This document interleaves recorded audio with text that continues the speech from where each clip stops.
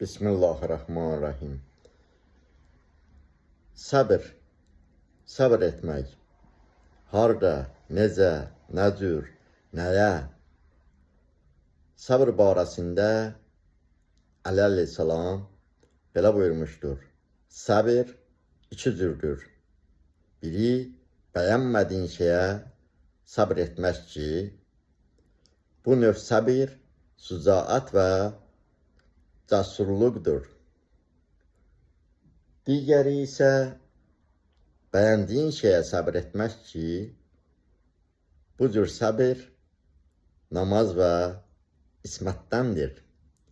Allah həmd eləyir İzzət Cəlalına bizləri lazım olan şeylərə, lazım olan yerlərdə səbirli olanlardan qərar versin inşallah.